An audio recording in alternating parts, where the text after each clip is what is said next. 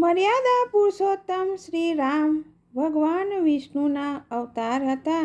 તેમણે ધરતી પર પાપનો નાશ કરવા માટે જન્મ લીધો હતો, પરંતુ તેઓ ધરતી પર એક આમ મનુષ્યની જેમ, એક આમ પુરુષની જેમ તેઓ રહ્યા અને તેમણે જીવનભર કોઈ ચમત્કાર બતાવ્યા નહીં ને ના કોઈ ઈશ્વરીય શક્તિનું પ્રદર્શન કર્યું.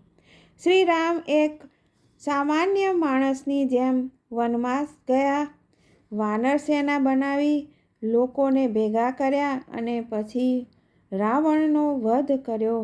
શ્રી રામ ત્રેતા યુગમાં આ ધરતી પર આવ્યા હતા અને આવો જાણીએ કે તેમનું મૃત્યુ કેવી રીતે થયું અને ત્રેતા યુગનો અંત કેવી રીતે થયો. એવા કેટલાય છે કે જેમને આ વાતની જાણકારી નહીં હોય કે ભગવાન શ્રી રામની મૃત્યુ કેવી રીતે થયું. આ સવાલનો જવાબ ખૂબ જ દિલચસ્પ છે, કારણ કે આમાં કંઈ રહસ્યમય અને રોમાંચકારી કહાની છે, વાર્તા છે. કેટલાક લોકો એમ પણ કહે છે કે મૃત્યુ ભગવાન વિષ્ણુના અવતારોની સાથે પ્રયોગ કરવાવાળો શબ્દ નથી, પરંતુ બધા જ ધર્મના અવતારના પુનર્સ્થાપના માટે પ્રગટ થાય છે અને ફરીથી તેઓ વૈકુંઠ ચાલ્યા જાય છે. ભગવાન શ્રી રામ પૃથ્વી પરથી અદૃશ્ય થયા અને જ્યારે એવું થયું ત્યારે તેઓ સ્વેચ્છાએ સરયૂ નદીમાં પ્રવેશ કરીને આ દિવ્ય ઘટનાને ભગવાન શ્રી રામના મૃત્યુના રૂપમાં વર્ણન કરવામાં આવેલું છે. શ્રી રામના લુપ્ત થવા પર કેટલીક કથાનો ઉલ્લેખ હિન્દુ ધર્મગ્રંથોમાં મળે છે અને તેમના મૃત્યુની આ કથા પદ્મ પુરાણથી પણ જાણવા મળે છે. આવો શું છે એ કથા આપણે જાણીએ. જય શ્રી કૃષ્ણ મિત્રો, સ્વાગત છે તમારું મારી ચેનલ સ્નેહ સાગરમાં. જો આ ભગવાન શ્રી રામના મૃત્યુની કથા આપ સર્વને પસંદ આવી હોય તો લાઈક, શેર અને સબસ્ક્રાઈબ કરી બેલ આઇકોન હિટ કરશો, જેથી આવી નવી નવી જાણકારી આપ સુધી હું પહોંચાડતી રહું. શ્રી રામના અયોધ્યા પાછા ફર્યા બાદ તેમણે કંઈ હજારો વર્ષ સુધી ત્યાં શાસન કર્યું અને અયોધ્યા નગરીને સંભાળી. એક દિવસ એક ઋષિ શ્રી રામ પાસે ગયા અને તેમણે તેમને એકાંતમાં મળવા માટે અનુરોધ કર્યો. સંતે કહ્યું કે જે ઓરડામાં તેઓ તેમની સાથે વાતચીત કરી રહ્યા હોય તે ઓરડામાં કોઈ પણ પ્રવેશ ના કરવો જોઈએ.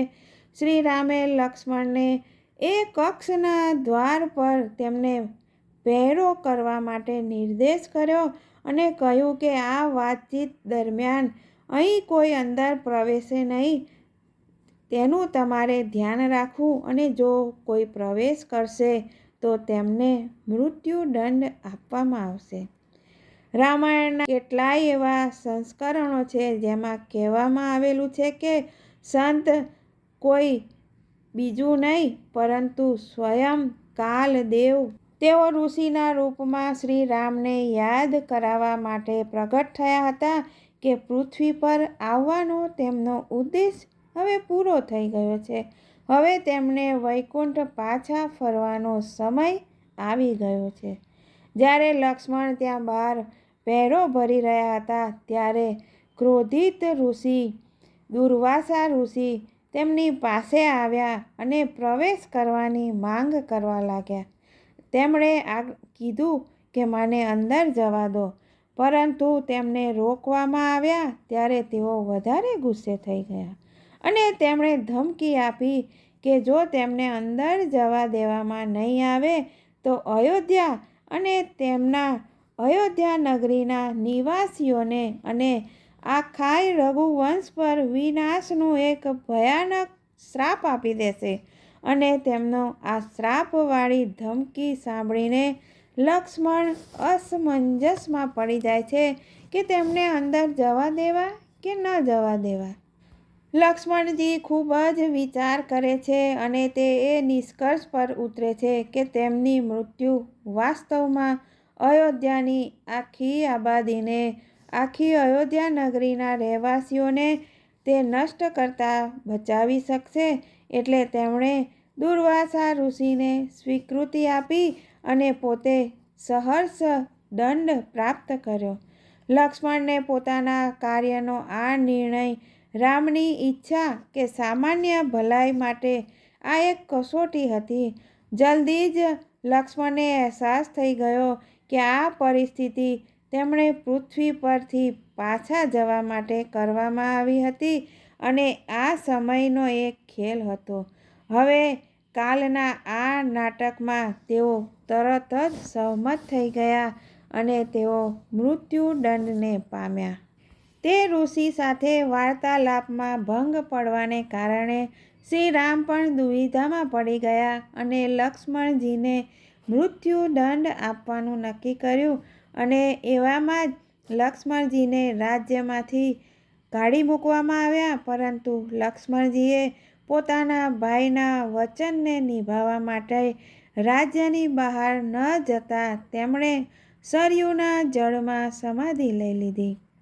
લક્ષ્મણજીના સરયુ નદીમાં સમાધિ લેવા પર શ્રી રામ ખૂબ જ દુઃખી થઈ ગયા અને તેમણે પણ એ જ જળમાં સમાધિ લેવાનો નિર્ણય કર્યો અને સરયુ નદીના જળમાં સમાધિ લેતી વખતે સાથે હનુમાનજી, જામવંત, સુગ્રીવજી, ભરતજી, શત્રુઘ્નજી વગેરે પણ ત્યાં ઊભેલા હતા.